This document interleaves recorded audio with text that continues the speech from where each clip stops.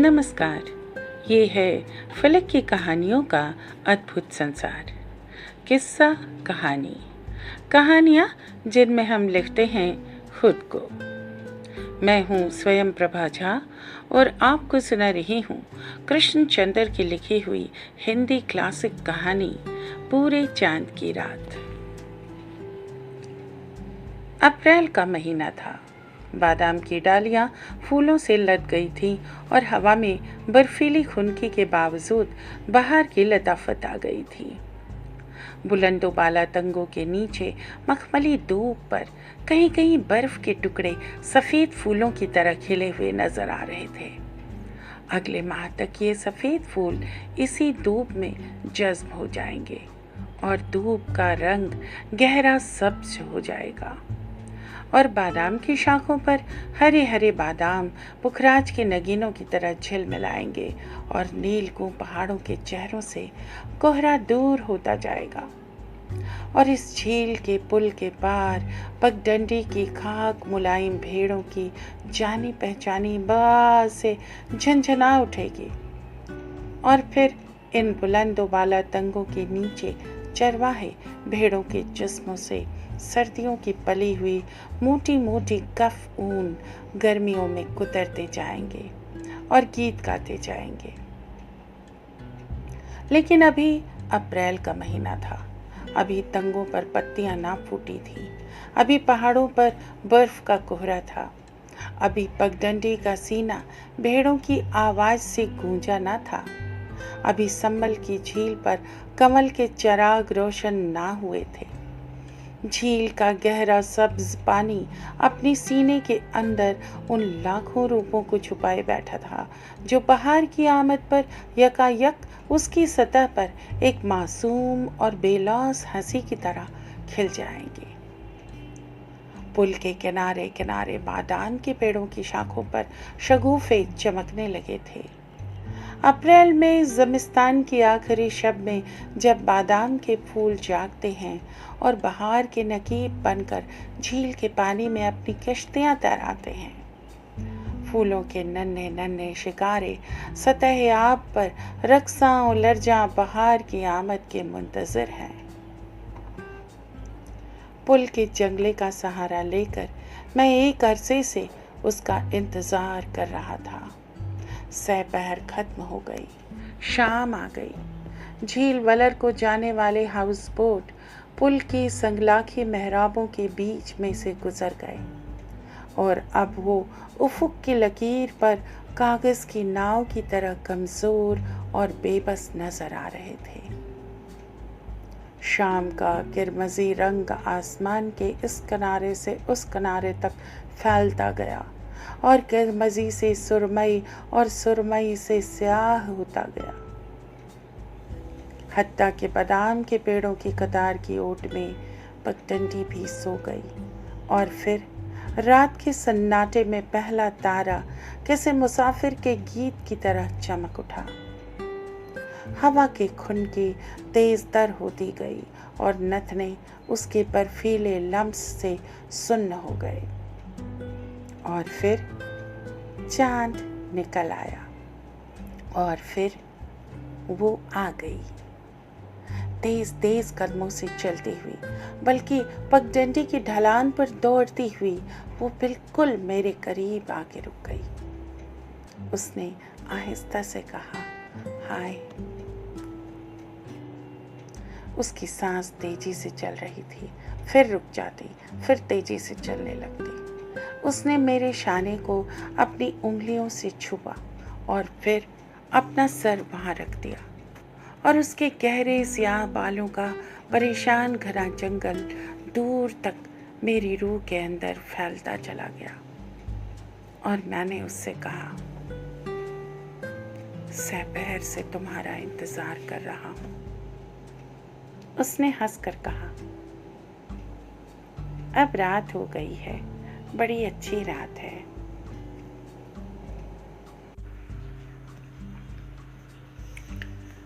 उसने अपना कमजोर नन्हा छोटा सा हाथ मेरे दूसरे शाने पर रख दिया और जैसे बादाम के फूलों से भरी शाख झुककर मेरे कंधे पर सो गई।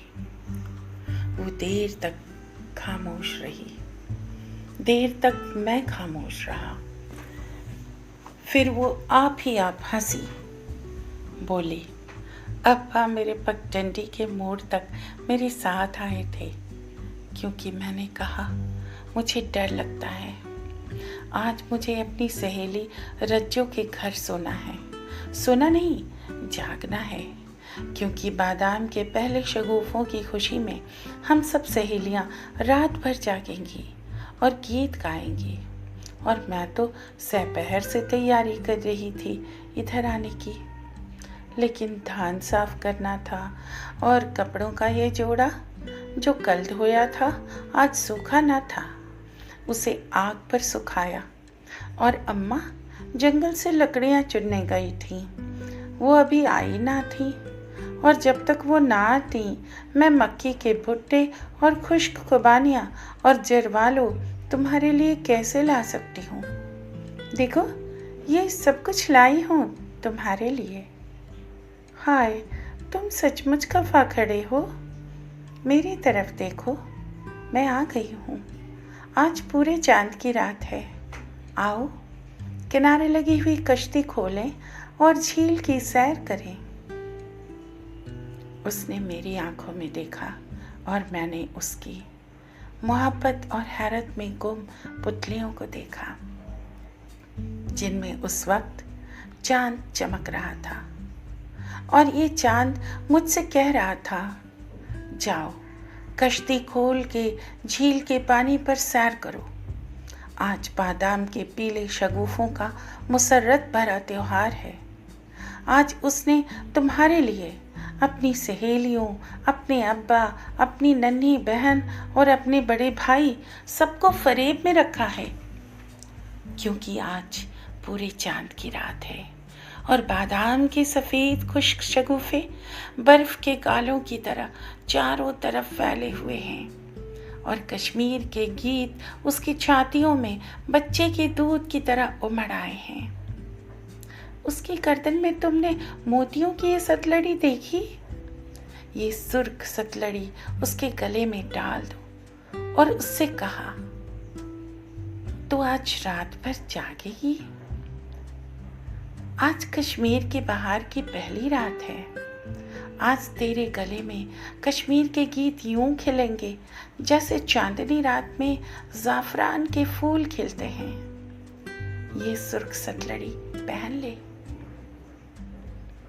चांद ने ये सब कुछ उसकी हैरान पुतलियों से झांक के देखा। फिर यकायक कहीं किसी पेड़ पर एक बुलबुल नगमासरा हो उठी और कश्तियों में चराग झलमलाने लगे और तंगों से परे बस्ती में गीतों की मध्यम सदा बुलंद हुई। गीत और बच्चों के कहकहे और मर्दों की भारी आवाज़ें और नन्हे बच्चों के रोने की मीठी सदाएं और छतों से जिंदगी का आहिस्ता आहिस्ता सुलगता हुआ धुआं और शाम के खाने की महक, मछली और भात और कड़म के साग का नरम नमकीन और लतीफ़ जायका और पूरे चांद की रात का बहार आफरी जौबन। मेरा गुस्सा धुल गया। मैंने उसका हाथ अपने हाथ में ले लिया और उससे कहा, आओ चलें झील पर।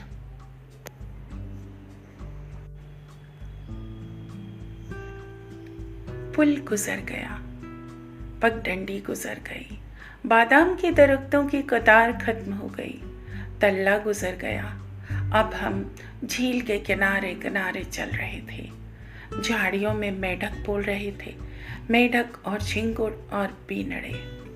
उनके बेहंगम सदाओं का शोर भी एक नगमा बन गया था, एक ख्वाबनाक सिम्फनी।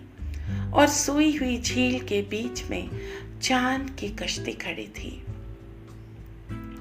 साकिन चुपचाप मोहब्बत के इंतजार में हजारों साल से इसी तरह खड़ी थी, मेरी और उसकी मोहब्बत के मुंतज़िर, तुम्हारी और तुम्हारे महबूब की मुस्कुराहट के मुंतज़िर, इंसान के इंसान को चाहने की आरज़ू की मुंतज़िर।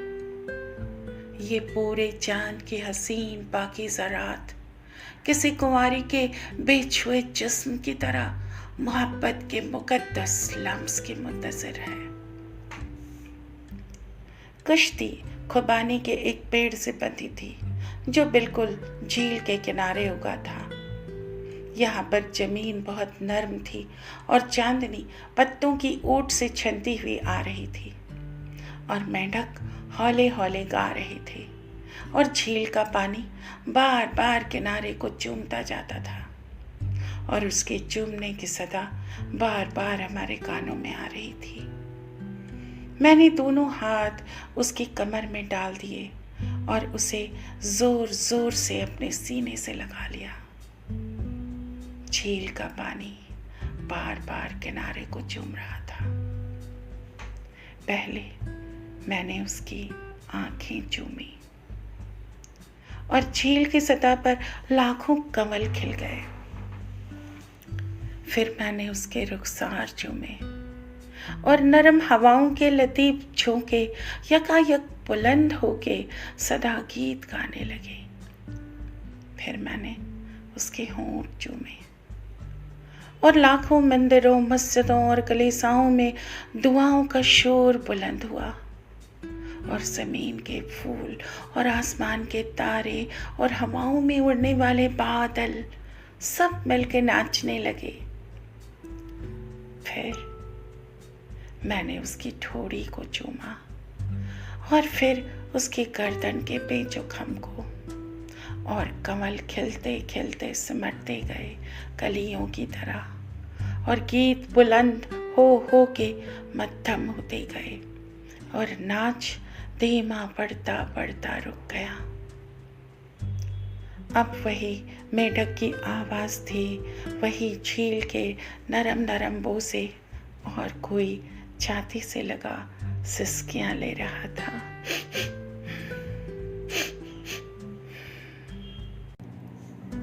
मैंने आहिस्ता से कश्ती खोली। वो कश्ती में बैठ गई।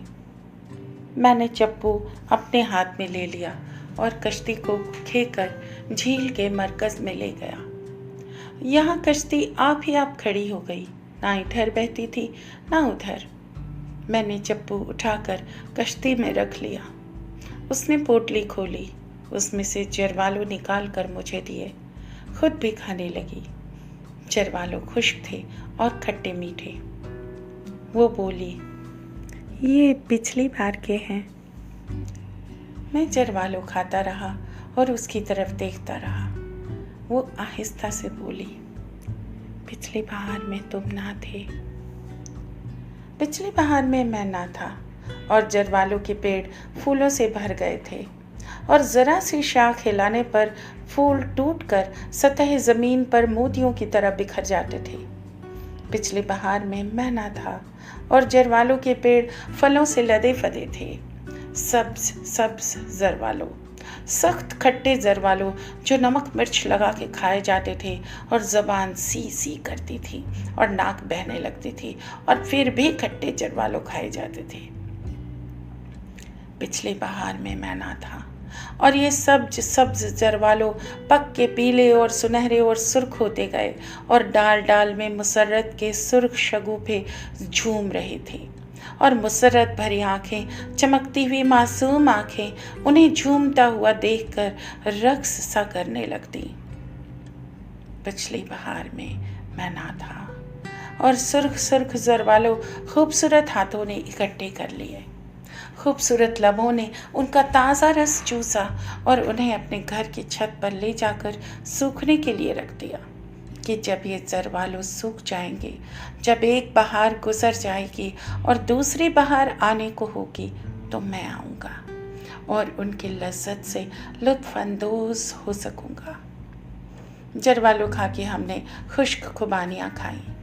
खुबानी पहले तो बहुत मीठी मालूम ना होती थी, मगर जब दहन के लुआब में घुल जाती तो शहद और शक्कर का मज़ा देने लगती।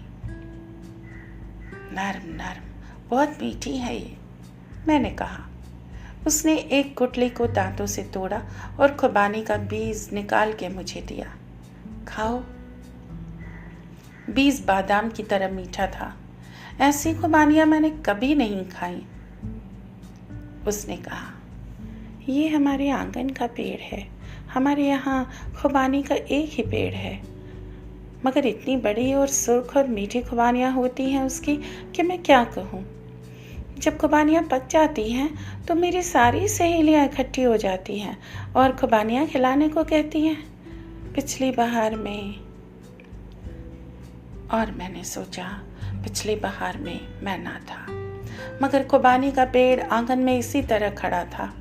पिछली बहार में वो नाजुक नाजुक पत्तों से भर गया था। फिर उनमें कच्ची खुबानियों के सब्ज और नुकीले फल लगे थे। अभी इन खुबानियों में गुठली पैदा न हुई थी और ये कच्चे खट्टे फल दोपहर के खाने के साथ चटनी का काम देते थे।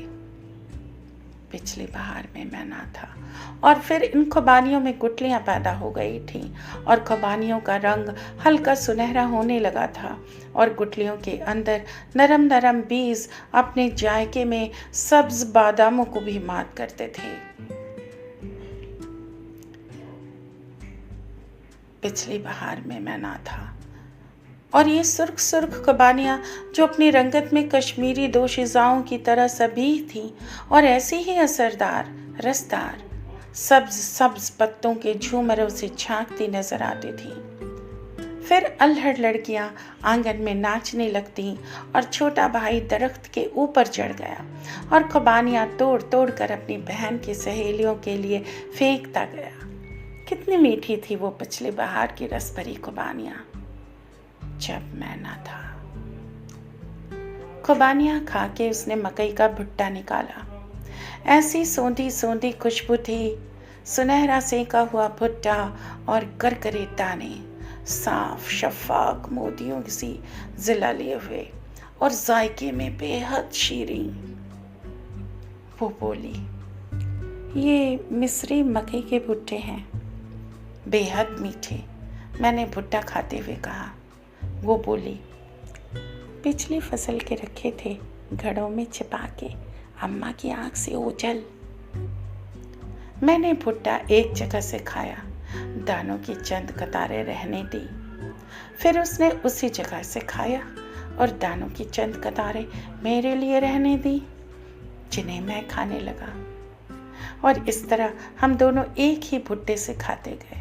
और मैंने सोचा, ये मिस्री मकई के भुट्टे कितने मीठे हैं। ये पिछली फसल के भुट्टे जब तू थी लेकिन मैं ना था, जब तेरे बाप ने हल चलाया था खेतों में, गोड़ी की थी, बीज बोए थे, बादलों ने पानी दिया था, ज़मीन ने सब्ज सब्ज रंग के छोटे छोटे पौधे उगाए थे जिनमें तूने निलाई की थी। फिर पौधे बड़े होते गए थे और उनके सरों पर सरियां निकल आई थी और हवा में झूमने लगी थी। और तू मकई के पौधों पर हरे हरे भुट्टे देखने जाती थी जब मैं न था।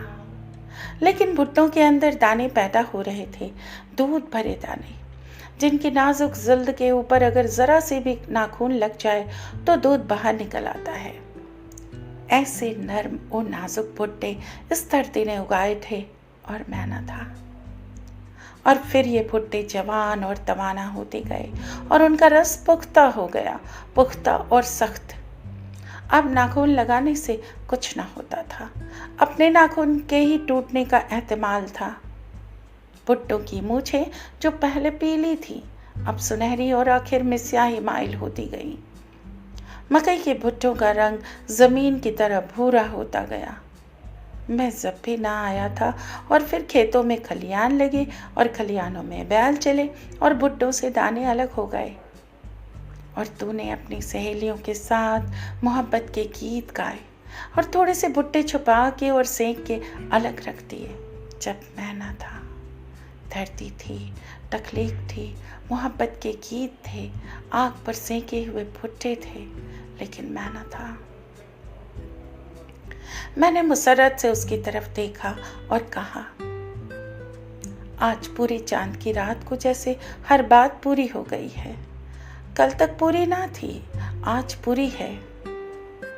उसने भुट्टा मेरे मुंह से लगा दिया।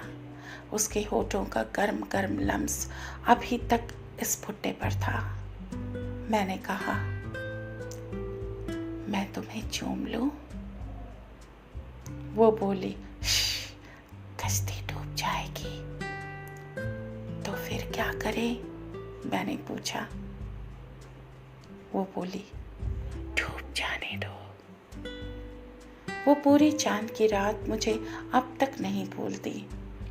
मेरी उम्र 70 बरस के करीब है, लेकिन वो पूरे चांद की रात मेरे जहन में इस तरह चमक रही है जैसे अभी वो कल आई थी। ऐसी पाकीज़ा मोहब्बत मैंने आज तक नहीं की होगी, उसने भी नहीं की होगी। वो जादू, वो कुछ और था जिसने पूरे चांद की रात को हम दोनों को एक दूसरे से यूं मिला दिया कि वो फिर घर नहीं गई।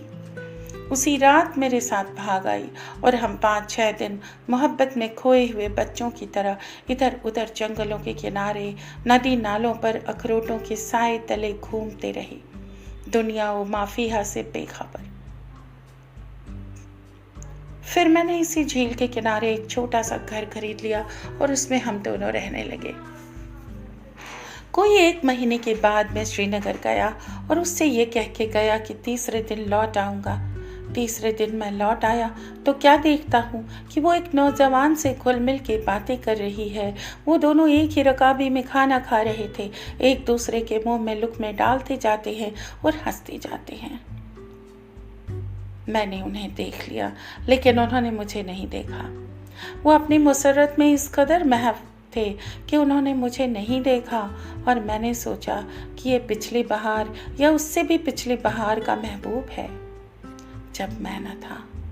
और फिर शायद और आगे भी कितनी ही ऐसी बहारें आएंगी, कितनी ही पूरे चांद की रातें जब मोहब्बत एक फाहिशा औरत की तरह बेकाबू हो जाएगी और उरियां होके रक्स करने लगेगी। आज तेरे घर में खिजा आ गई है, जैसे हर बहार के बाद आती है। अब तेरा यहाँ क्या काम? इसलिए मैं ये सोचकर उनसे मिले बगैर ही वापस चला गया और फिर अपनी पहली बहार से कभी नहीं मिला। और अब मैं 48 बरस के बाद लौट के आया हूँ। मेरे बेटे मेरे साथ हैं। मेरी बीवी मर चुकी है, लेकिन मेरे बेटों की बीवियाँ और उनके बच्चे मेरे साथ हैं। और हम लोग सैर करते करते सम्मल झील के किनारे आ निकले हैं और अप्रैल का महीना है और दोपहर से शाम हो गई है और मैं देर तक पुल के किनारे खड़ा बादाम के पेड़ों की कतारें देखता जाता हूँ और खुनक हवा में सफ़ेद शगुफ़ों के गुच्छे लहराते जाते हैं और पगडंडी की खाक पर से किसी के जाने पहचाने के कदमों की आवाज़ सुनाई नहीं देती। एक हसीन दोशीज़ा लड़की हाथों में एक छोटी सी पोटली दबाए पुल पर से भागती हुई गुजर जाती है और मेरा दिल धक से रह जाता है। दूर पार तंगों से परे बस्ती में कोई बीवी अपने खाविंद को आवाज़ दे रही है। वो उसे खाने पर बुला रही है। कहीं से एक दरवाज़ा बंद होने की सदा आती है और एक रोता हुआ बच्चा यकायक चुप हो जाता है। छतों से धुआं निकल रहा है और परिंदे शोर मचाते हुए एकदम दरख्तों की घनी शाखों में अपने पर फड़फड़ाते हैं और फिर एकदम चुप हो जाते हैं। ज़रूर कोई माझी गा रहा है और उसकी आवाज़ गूंजती गूंजती उफ़ुक के उस पार गुम होती जा रही है। मैं पुल को पार करके आगे बढ़ता हूँ। मेरे बेटे और उनकी बीवियाँ और बच्चे मेरे पीछे आ रहे हैं। वो अलग अलग टोलियों में बटे हुए हैं। यहाँ पर बादाम के पेड़ों की कतार ख़त्म हो गई, तल्ला भी ख़त्म हो गया। झील का किनारा है। ये खुबानी का दरख्त है, लेकिन कितना बड़ा हो गया है। मगर कश्ती, ये कश्ती है, मगर क्या ये वही कश्ती है? सामने वो घर है, मेरी पहली बहार का घर, मेरी पूरे चांद की रात की मोहब्बत। घर में रोशनी है, बच्चों की सदाएं हैं। कोई भारी आवाज़ में गाने लगता है और कोई बुढ़िया उसे चीख कर चुप करा देती है। मैं सोचता हूँ, आधी सदी हो गई, मैंने इस घर को नहीं देखा। देख लेने में क्या हर्ज है? आखिर मैंने उसे खरीदा था। देखा जाए तो मैं अभी तक उसका मालिक हूँ। देख लेने में हर्ज ही क्या है? मैं घर के अंदर चला जाता हूँ। बड़े अच्छे प्यारे बच्चे हैं। एक जवान औरत अपने खाविंद के लिए रकाबी में खाना रख रही है। मुझे देखकर ठिठक जाती है। 2 बच्चे लड़ रहे थे, मुझे देखकर हैरत से चुप हो जाते हैं। बुढ़िया जो भी गुस्से में डांट रही थी, थम के पास आ के खड़ी हो जाती है। कहती है, कौन हो तुम? मैंने कहा, ये घर मेरा है। वो बोली, तुम्हारे बाप का है? मैंने कहा, मेरे बाप का नहीं है, मेरा है। कोई 48 साल हुए मैंने इसे खरीदा था। बस इस वक्त तो यूं ही मैं इसे देखने के लिए चला आया, आप लोगों को निकालने के लिए नहीं आया हूँ। ये घर तो बस समझिए अब आप ही का है। मैं तो यूं ही, मैं ये कहकर लौटने लगा। बुढ़िया की उंगलियां सख्ती से थम पर जम गईं। उसने सांस जोर से अंदर को खींची। बोली, तो तुम हो? अब इतने बरस के बाद कोई कैसे पहचाने? वो थम से लगी देर तक खामोश खड़ी रही। मैं नीचे आंगन में चुपचाप खड़ा उसकी तरफ देखता रहा। फिर वो आप ही आप हंसती। बोली, आओ मैं तुम्हें अपने घर के लोगों से मिलाऊं। देखो, ये मेरा बड़ा बेटा है, ये इससे छोटा है, ये बड़े बेटे की बीवी है, ये मेरा बड़ा पोता है, सलाम करो बेटा। ये पोती, और ये मेरा खाविंद है। श्श, उसे जगाना नहीं, परसों से उसे बुखार आ रहा है, सोने दो उसे। फिर वो बोली, तुम्हारी क्या खातिर करूं? मैंने दीवार पर खूंटी से टंगे हुए मकई के भुट्टों को देखा। सेके हुए भुट्टे, सुनहरे मोतियों के से शफाक दाने। हम दोनों मुस्कुरा दिए। वो बोली, मेरे तो बहुत से दांत झड़ चुके हैं, जो है वो भी काम नहीं करते। मैंने कहा, यही हाल मेरा भी है, भुट्टा ना खा सकूंगा। मुझे घर के अंदर घुसते देखकर मेरे घर के अफराद भी अंदर चले आए थे। अब खूब गहमा गहमी थी। बच्चे एक दूसरे से बहुत जल्द मिलजुल गए। हम दोनों आहिस्ता आहिस्ता बाहर चले आए। आहिस्ता आहिस्ता झील के किनारे चलते गए। वो बोली, मैंने 6 बरस तुम्हारा इंतज़ार किया, तुम उस रोज़ क्यों नहीं आए? मैंने कहा, मैं आया था, मगर तुम्हें किसी दूसरे नौजवान के साथ देखकर वापस चला गया था। क्या कहते हो? वो बोली, हाँ, तुम उसके साथ खाना खा रही थी, एक ही रकाबी में, और वो तुम्हारे मुंह में और तुम उसके मुंह में लुक़्मे डाल रही थी। वो एकदम चुप हो गई, फिर जोर जोर से हंसने लगी, जोर जोर से हंसने लगी। क्या हुआ? मैंने हैरान होकर पूछा। वो बोली, अरे वो तो मेरा सगा भाई था। वो फिर जोर जोर से हंसने लगी। वो मुझसे मिलने के लिए आया था, उसी रोज तुम भी आने वाले थे।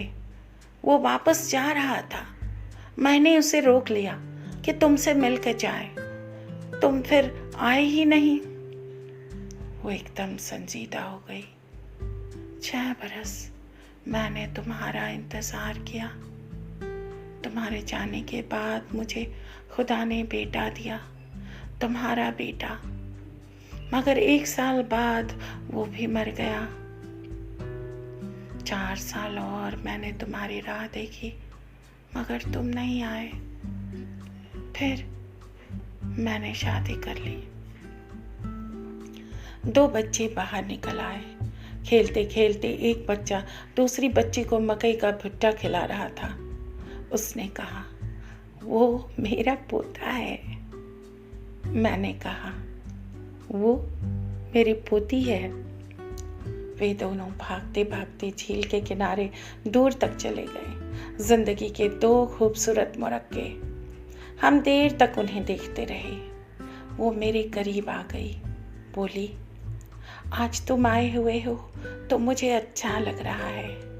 मैंने अब अपनी ज़िंदगी बना ली है। इसकी सारी खुशियाँ और गम देखे हैं। मेरा हरा भरा घर है और आज तुम भी आए हो। मुझे जरा भी बुरा नहीं लग रहा है। मैंने कहा, यही हाल मेरा है। सोचता था जिंदगी भर तुम्हें नहीं मिलूंगा, इसीलिए इतने बरस इधर कभी नहीं आया। अब आया हूँ तो ज़रा रत्ती भर भी बुरा नहीं लग रहा। हम दोनों चुप हो गए। बच्चे खेलते खेलते हमारे पास आ गए।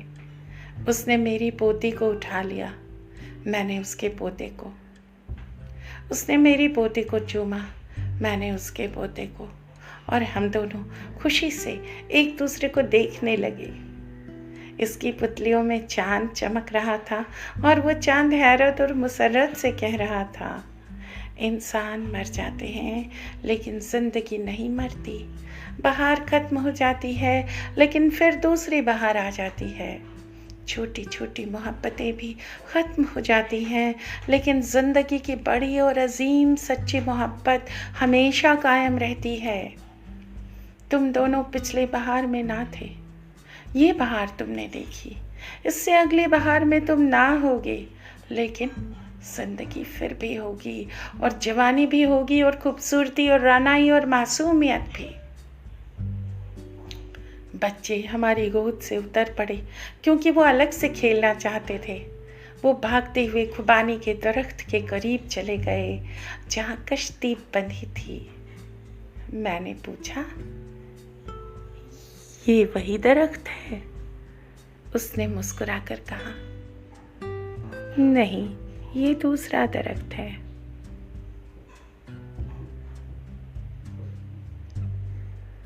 ये कहानी इतनी ही।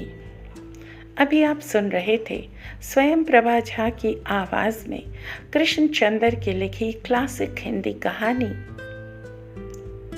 ये है फलक का चैनल, किस्सा कहानी, कहानियाँ जिनमें मुस्कुराती है ज़िंदगी। फिर मिलते हैं एक नई कहानी के साथ।